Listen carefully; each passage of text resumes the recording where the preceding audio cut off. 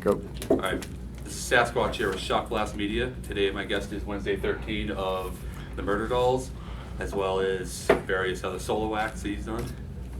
We're here today with the Halloween Hootenanny Tour with Rob Zombie and Alice Cooper.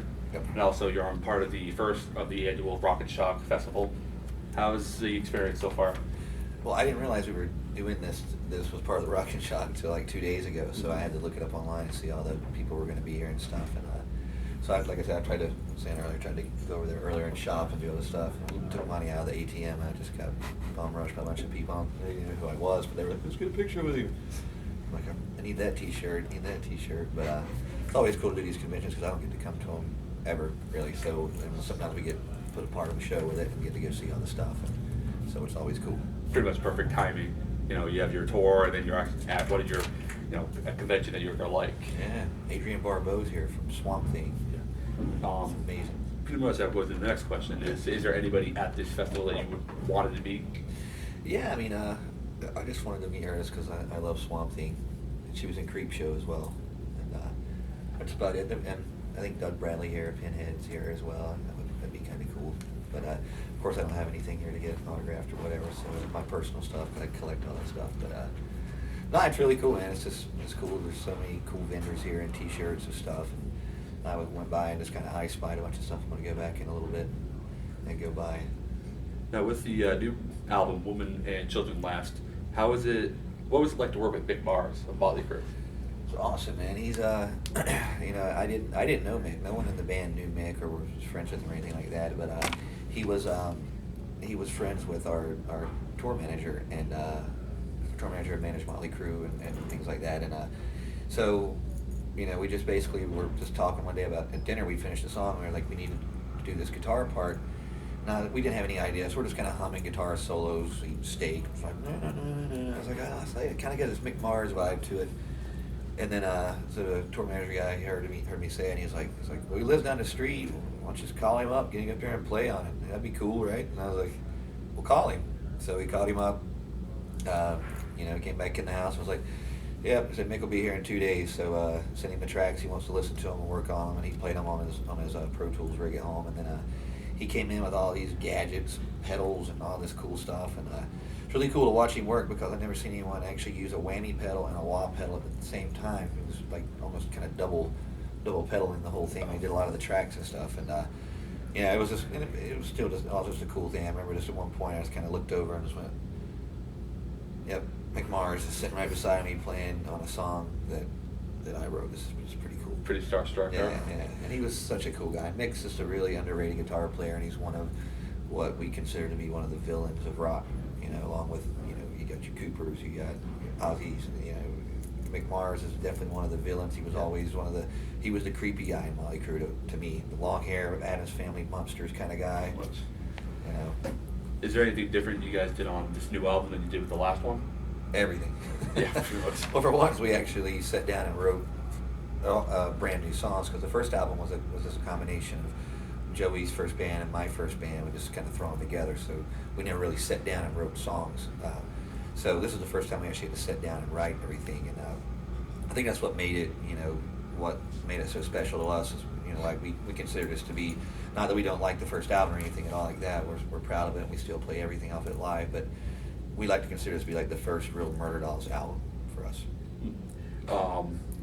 Speaking of that, is there any of the material that you would like to re-record that you did with Frankenstein Drag Queens? The funny thing is Joey's is, which is why he called me in the first place. It was still amazing. He was a fan of my old band Frankenstein Drag Queens, and he's just such a fan of it. And I played those songs for all those years, and I'm over those songs.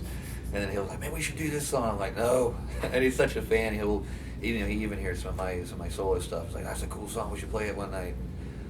So it's cool thinking about re-recording some of that stuff. But I like to think of like more of the future and just doing new stuff. And you don't get to put out that many records all the time. So give the people something they haven't heard instead of re-recording of something.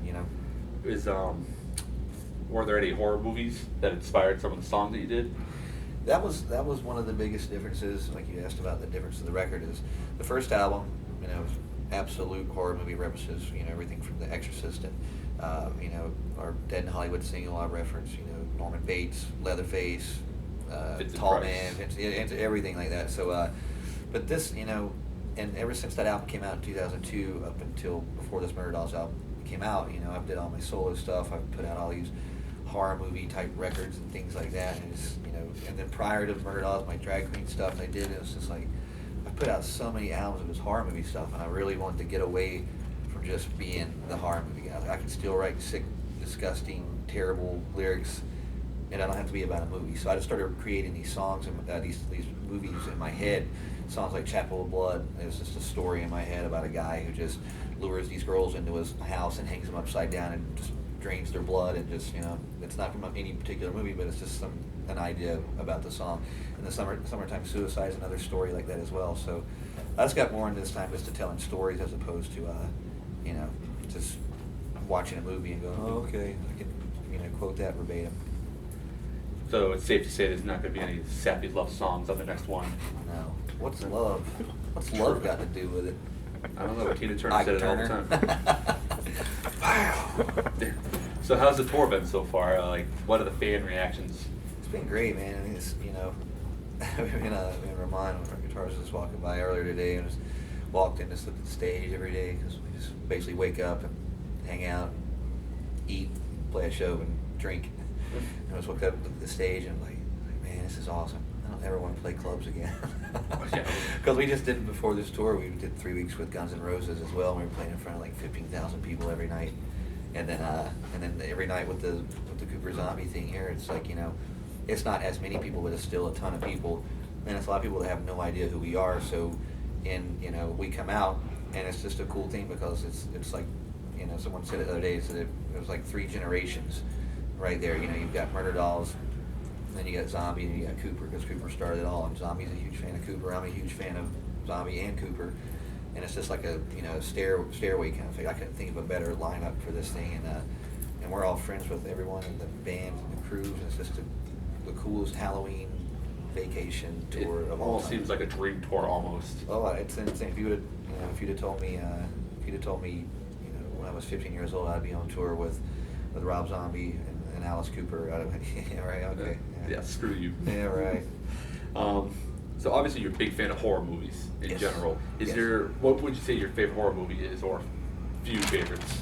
You know, it's weird. I mean, there's so many ones that I like for different reasons and things like that. And you know, I mean, I can't say that I like Texas Chainsaw Massacre more than I like the original Dracula or Frankenstein, because I kind of break them up in little genres and things like that. I'm just a huge fan, but like, you know, a lot of the things that I like the most about, I mean, I like the scary movies, but I think as far as being like influenced and bringing into music wise from these movies, I liked all the more kind of funny, kind of humorous ones, you know, well, at least were funny to me, like Texas Chainsaw Massacre 1 and 2. Those just became fun, and you know, and Almost you know, campy. like Beetlejuice. You know, Yes. he's my perfect example of that's the best way I could explain myself to anyone. I'm a lot like Beetlejuice, and so that's the kind of horror movie characters and movies and things like that I like. A question we just kind of like thought of when we were talking about it is, where did you come up with the name Wednesday 13? It was just a combination of Wednesday Addams and the Munster's address, which is 1313 Mockingbird Lane. I just put it together. It sounded like Wednesday 13. It sounded something like McMars, Ziggy Stardust, something just kind of space age, weird sounding. And I've been using that since like 94, 95. And it just stuck with me. Well, that's pretty much everything I had written down. Is there any last comments you want to say? I want to say thank you to the fans, and we'll see you on tour. All right. Go pick up Women and Children Last. I recommend the special edition because you get to see a few live footage from the concerts they play. So it's out Check in it out. stores now. Go get it now. Now, really. Yeah, get out. Go. Stop Get out of watching here. this. Go. What are you waiting for? All right.